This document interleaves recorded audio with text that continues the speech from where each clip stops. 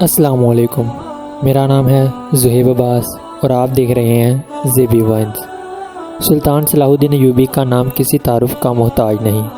مغربی دنیا میں صلاح الدین ایوبی کے نام سے پہچانے جانے والا یہ سپہ سالار مصر اور شام کا پہلا حکمران تھا۔ صلیبی جنگ لڑنے والوں کو شکست دینے والا اور یروشلم کو فتح کرنے والا ایک عظیم جنگجو تھا۔ سلطان صلاح الدین ایوبی کے دو ایسے کارنامے آج ہم بیان کرنے جا رہے ہیں جو تاریخ کا ایک سنہرا باب ہیں۔ ان کارناموں میں صلیبی جنگیں اور یروشلم پر قبضہ شامل ہیں۔ ویڈیو شروع کرنے سے پہلے میں آپ کو بتاتا جاؤں، اگر آپ نے ہمارا چینل سبسکرائب نہیں کیا تو سب سے پہلے آپ ہمارا چینل سبسکرائب کر دیں اور ساتھ ہی لگے بیل آئیکن پر بھی کلک کر دیں تاکہ ہماری آنے والی ہر ویڈیو آپ تک پہنچتی رہے اور آپ اس سے مستفید ہوتے رہیں۔ سلطان صلاح الدین ایوبی نے اپنی زندگی میں تقریباً 100 سے زائد جنگیں لڑیں اور لگ بھگ 20 سال تک کے لیے صلیبیوں اور یورپ کی مشترکہ افواج کو بالآخر اس مقدس سرزمین سے پیچھے دھکیل دیا۔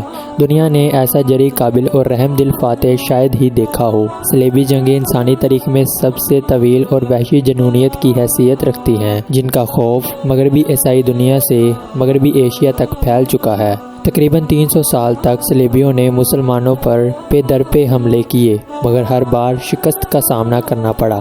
اس وجہ سے ان کی اپنی افواج تھکن اور وسوسوں کا شکار ہو گئی۔ سارا یورپ مال اور قابل بھروسہ فوج سے خالی ہوتا جا رہا تھا اور مکمل تباہی نہ صحیح مگر سماجی دیوالیہ پن کا شکار ضرور ہو گیا تھا۔ سینکڑوں فوجی جنگوں میں ختم ہو گئے اور کئی دوسرے بھوک اور افلاس کا شکار ہو گئے۔ غرض یہ کہ ہر قسم کی آفات صلیبیوں کی تذلیل کا باعث بنتی گئیں۔ پیٹر نامی عیسائی مذہبی رہبر اور اس کے پیروکاروں نے اس بات کا عزم کر لیا کہ مسلمانوں کے ہاتھ سے یہ مقدس علاقے واپس لینے کے لیے ہر قسم کا حربہ استعمال کیا جائے گا۔ اس دور میں عیسائی فوجی صلیب کا نشان رکھتے تھے جو کہ گرجا گھر کی پناہ میں ہوتا تھا اور ہر قسم کے ٹیکس سے استثناء حاصل تھا اور ساتھ ہی ہر قسم کے کام کرنے کے لیے آزاد بھی تھے۔ یہاں عظیم صلاح الدین کا ایک مشہور واقعہ بیان کرتے چلے۔ صلاح الدین ایوبی نے 29 ستمبر 1182 کو دریائے اردن عبور کیا تاکہ کرک اور شوباک پر موجود فوجیوں کو آڑے ہاتھوں لیا جائے اور کافی فوجیوں کو قیدی بھی بنا لیا۔ اس وقت وہ افواج جو گائے آف لیزگنن کے ماتحت تھیں انہیں سیفورس کے علاقے سے ہٹا کر الفولا بھیج دیا گیا۔ دوسری جانب صلاح الدین ایوبی نے 500 فوجیوں پر مشتمل ایک چھوٹا سا گروپ بھیجا جو ان فوجیوں کو ڈرا دھمکا سکے اور خود عین جالوت کی جانب پیش قدمی شروع کر دی۔ صلیبی افواج اس وقت کی سب سے زیادہ بڑی اور طاقتور افواج میں شمار ہوتی تھی، مگر اس کے باوجود صلاح الدین کے لشکر نے ان کو شکست دی اور عین جالوت کی جانب بڑھنے لگے۔ ایوبی فوج نے زریں، فورٹ بیلٹ اور تبور کی پہاڑی پر کئی حملے کیے۔ چٹلن کے بادشاہ رینالڈ نے مسلمان تاجروں اور حاجیوں کو دریائے احمر کے راستے پر پریشان کیا۔ یہ وہ راستہ تھا جو صلاح الدین ایوبی آمد و رفت کے لیے کھلا رکھنا چاہتا تھا۔ اس کے جواب میں صلاح الدین نے 30 چھوٹی کشتیوں پر مشتمل ایک بیڑا تیار کروایا اور سن 1182 میں بیروت پر حملہ کر دیا۔ رینالڈ نے شہر مکہ اور مدینہ پر حملہ کرنے کی دھمکی دی اور جواب میں حاجیوں کے قافلے کو لوٹا۔ سن 1187 میں صلاح الدین ایوبی نے یروشلم کا ایک بہت بڑا حصہ فتح کر لیا۔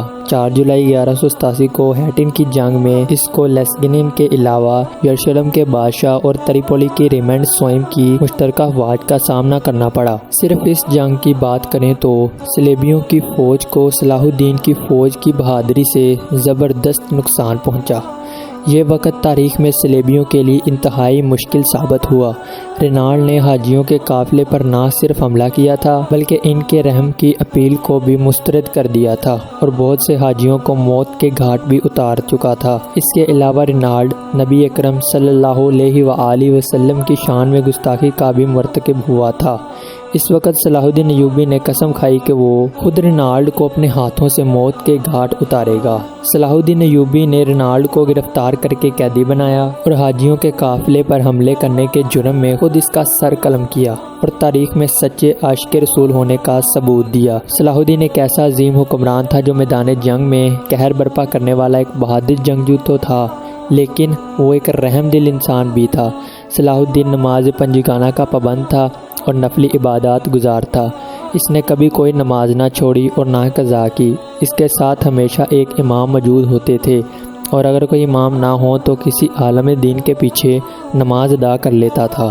صلاح الدین نے ساری زندگی جو کچھ کمایا اس کا بیشتر حصہ صدقے و خیرات میں خرچ کر دیا، اور کبھی وہ اتنی دولت جمع ہی نہ کر پایا کہ وہ زکوٰۃ ادا کرے۔ صلاح الدین کی ایک بڑی خواہش تھی کہ وہ حج ادا کرے، لیکن وہ جہاد میں اس حد تک مصروف رہا کہ اس کے پاس اتنی رقم ہی جمع نہ ہو سکی وہ حج کر سکے، اور اس کے بغیر ہی انتقال کر گیا۔ ایک عظیم حکمران بننے کے لیے ایک انسان کو ہمت والا، اصولوں کا پابند، مضبوط ارادوں والا، مگر انصاف اور رحم کرنے والا ہونا چاہیے۔ صلاح الدین ہر پیر اور جمعرات کو ایک اجلاس منعقد کرتا جس میں بیٹھ کر عوام کی فریاد اور تکالیف سنی جاتی۔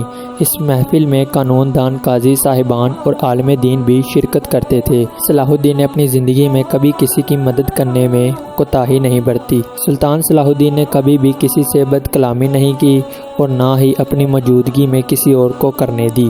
اپنی پوری زندگی میں انہوں نے کبھی کوئی تلخ بات نہیں کی اور نہ ہی کبھی کسی مسلمان کے خلاف اپنے قلم کو استعمال کیا۔ وہ ایک وفادار اور رحم دل انسان تھا۔ جب بھی کوئی یتیم اس کے دروازے پر آیا، اس نے بہت شفقت سے اس کے سر پر ہاتھ رکھا اور ان کو ان کے والد کے مال سے حصہ بھی دیا۔ ابن شداد لکھتے ہیں، جب انگریزوں کا بادشاہ شیر دل رچرڈ، جو صلاح الدین کا ازلی دشمن تھا، بیمار پڑا تو سلطان صلاح الدین نے اس کی طبیعت معلوم کی اور ساتھ ہی پھولوں کا تحفہ بھی بھیجا۔ وہ سلیبی جو بھوک اور غربت کے ستائے ہوئے تھے، ایک دشمن کی یہ اعلیٰ ظرف دیکھ کر دنگ رہ گئے۔ سلطان صلاح الدین نے 57 برس کی عمر میں وفات پائی اور انتقال کے وقت ان کی جائیداد کی کل قیمت صرف 47 درہم اور 1 دینار تھی، اور اس نے نسلوں کے لیے کوئی دولت کا انبار نہ چھوڑا۔ امید ہے کہ آپ کو ہماری یہ چھوٹی سی کاوش پسند آئی ہوگی۔ مزید ویڈیوز کے لیے آپ ہمارا چینل سبسکرائب کریں تاکہ ہم آپ کے لیے اس طرح کی مزید ویڈیوز بناتے رہیں اور آپ اس سے مستفید ہوتے رہیں۔